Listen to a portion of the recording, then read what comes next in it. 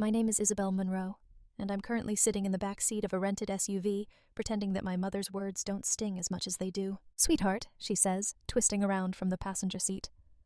We booked you the cheapest room they had. It's still lovely, but not oceanfront like ours. You understand, right? I smile. Of course, Mom. I'd rather save the money. She looks relieved, and my father adds proudly, We thought about getting you an upgrade, but $800 a night seemed unreasonable for someone still getting established. Someone still getting established. I glance out the window before they see the look on my face. Palm trees blur past as we drive toward Aurora Cove Resort, the same resort I spent 3 years building from a strip of abandoned coastline into a place people now call California's hidden paradise. But to them, I'm still the daughter who never quite figured it out. In the front seat, my sister Claire gushes about the infinity pools and the architecture she saw online, while my younger brother Ethan jokes about how rich people probably live at places like this. I almost laugh. If only they knew. As the car turns onto the curved driveway lined with orchids and glass lanterns, I spot the valet team in white uniforms, my team.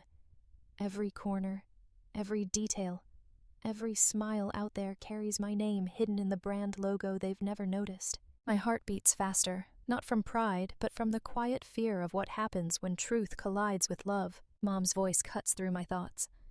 Izzy, you're going to love it here. I already do, I think. After all, I built it. By the time we reached the front gates of Aurora Cove Resort, my parents had already mentioned at least 3 times how fancy it looked.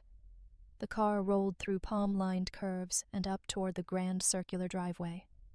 A team of valets in pressed white uniforms stood waiting, smiling with that effortless professionalism I'd trained them to have. Now this, my father said, pulling the car to a stop, is luxury. I can't imagine what their oceanfront rooms must cost. I smiled faintly. You don't have to imagine, Dad. You signed the check for one. As the valet opened my door, I stepped out and felt the salt wind whip through my hair. The scent of the sea mingled with jasmine from the gardens. Everything was exactly as I'd designed it, each tile, each line of sight leading straight to the horizon. My mother's eyes shone with wonder as she clutched her purse.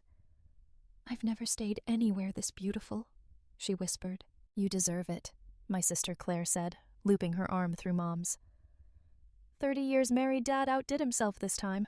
I watched them walk ahead toward the marble steps, their voices bright with excitement. It made me oddly proud and quietly sad at once. They were about to check into the world I had built without realizing it was mine. Inside the lobby, sunlight poured through floor-to-ceiling windows, scattering gold across the marble floors. A massive chandelier swayed gently in the air, conditioning each crystal catching light like raindrops. Guests moved about in soft murmurs. At the center stood the front desk, gleaming oak orchids in tall glass vases. Behind it, the staff greeted new arrivals with the kind of warmth that looks effortless but is trained to perfection. Claire stopped mid-stride. Oh my God, look at this place, she breathed. Izzy, can you believe people actually live like this? I laughed softly. I can. The guest services manager, a woman in her 40s with kind eyes, caught my gaze.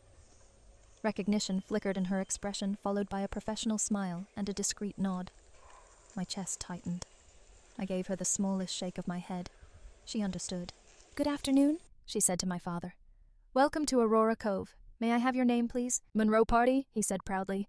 3 rooms for the weekend. Of course, Mr. Monroe, she replied, typing swiftly.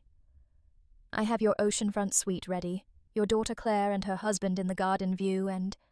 Her voice hesitated just a second too long as her eyes landed on me. And Miss Isabelle Monroe in a standard guest room. That's right, Mom said cheerfully. We wanted her close by if possible. The woman smiled politely, but her confusion was clear. I could almost see the system flagging my name owner priority. A bead of sweat slid down my spine despite the cool air, and then from the far end of the counter a familiar voice called out, Miss Monroe, welcome back. The air seemed to still. The lobby seemed to quiet the second my name left his mouth.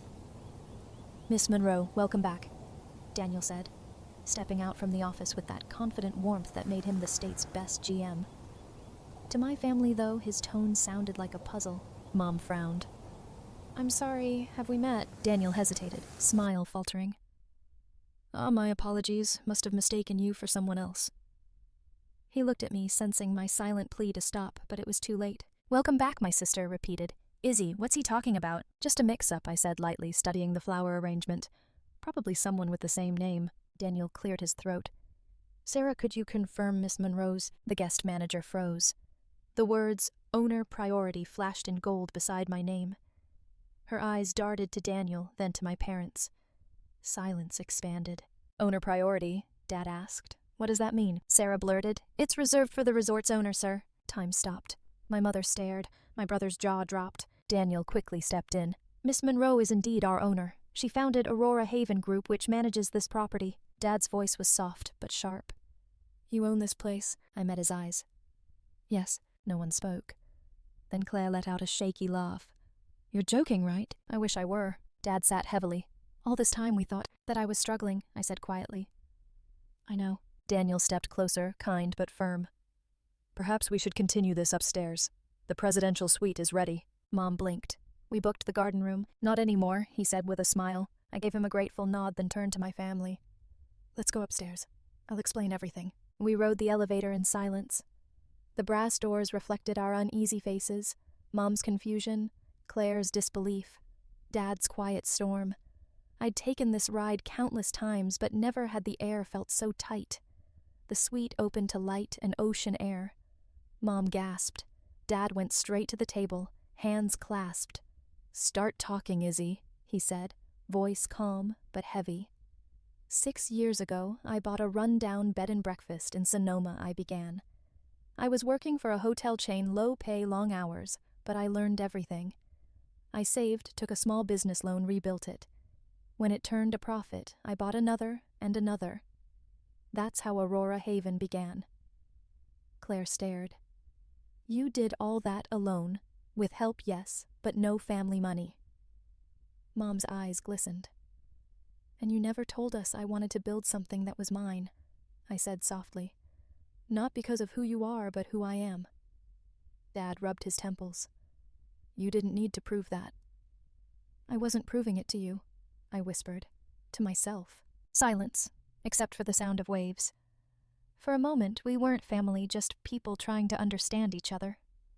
Ethan finally asked, So when you skipped holidays, I wasn't avoiding you. I was working, I said. I wanted to wait until it was real. Mom reached for my hand. It was real the moment you believed in it. Claire's voice softened. We'd have been proud. I know, I said. That's why I couldn't tell you. Dad looked up. So, what now? Now we celebrate your anniversary, I said gently. And maybe start over. He studied me, then nodded. All right, after dinner. As he stood, I finally breathed. The truth wasn't a burden anymore. It was freedom finally earned. The door clicked shut, sealing in a silence so heavy it hurt. Dad stood by the window, staring at the ocean. Claire crossed her arms tense. Mom sat on the edge of the bed, fingers twisting together. I stayed by the door. You can yell if you need to, I said quietly. No one did. Claire finally spoke. You let us worry for years thinking you were broke while you were running a company. Her voice was sharp, but the pain underneath was louder. I wasn't deceiving you, I said. I just wanted something that was mine untouched by expectation. Expectation, she snapped. We're your family, not investors. Exactly. And that's why I couldn't tell you. Money changes things. I wanted to stay your sister, not a headline. Ethan sighed. You can't assume we'd treat you differently. I looked at him. You already did. Before I had anything. He frowned. When I quit my stable job to start something new, you called it a fantasy. Claire fell silent. Dad turned from the window. You're right. We didn't believe in you. Mom's voice trembled. We thought we were protecting you, sweetheart. I know, I said. That's why I built my own corner of the world. She touched my face. We never meant to make you feel small. You didn't, I whispered. I just stopped trying to prove I wasn't. Dad stepped closer, emotion thick in his voice. And now you're standing in a hotel you built yourself. My God, Izzy. I smiled faintly. It's not about the hotel, Dad.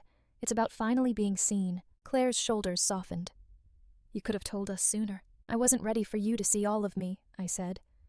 Now, I think I am. Mom squeezed my hand. Then let's start there. Outside, the wind shifted and the ocean exhaled, carrying away everything we'd left unsaid.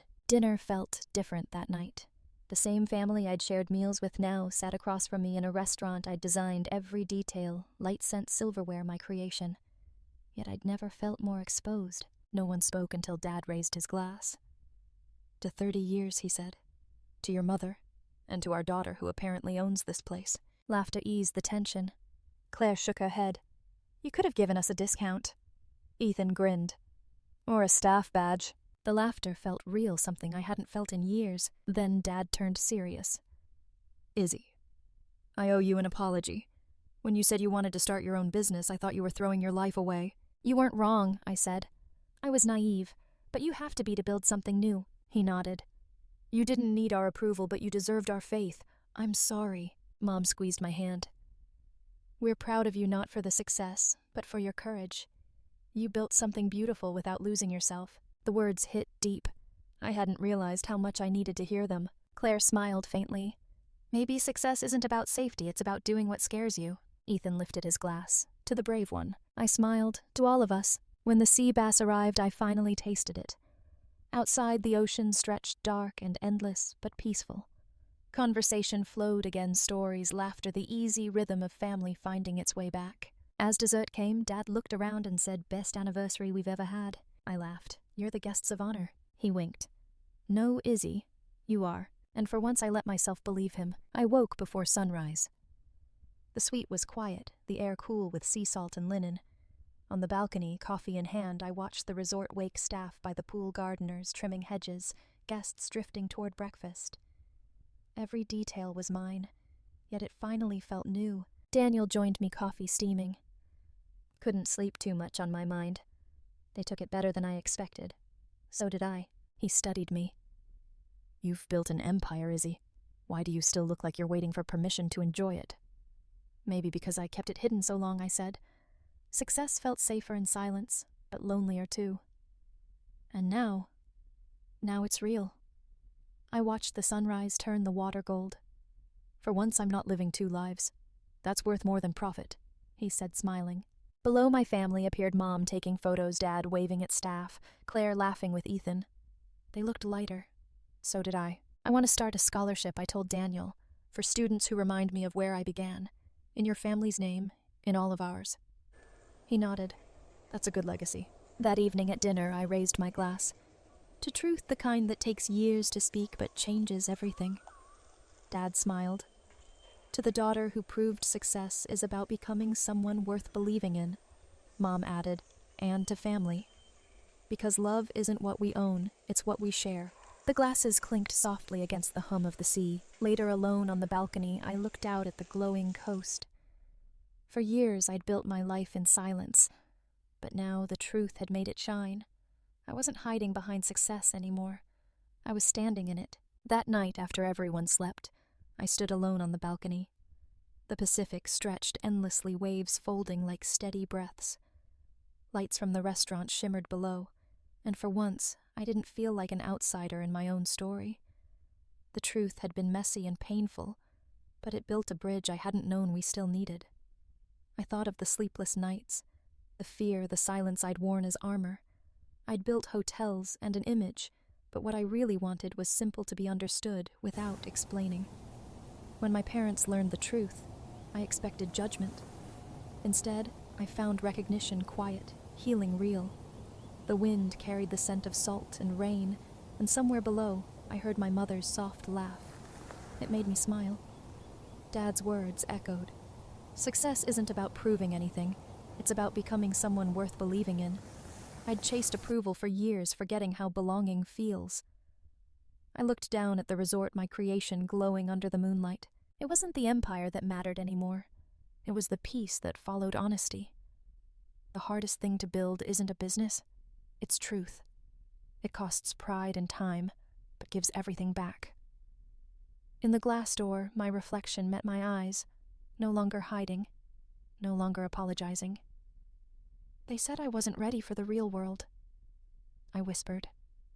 Turns out, I just had to build mine first, and for the first time that was enough. First.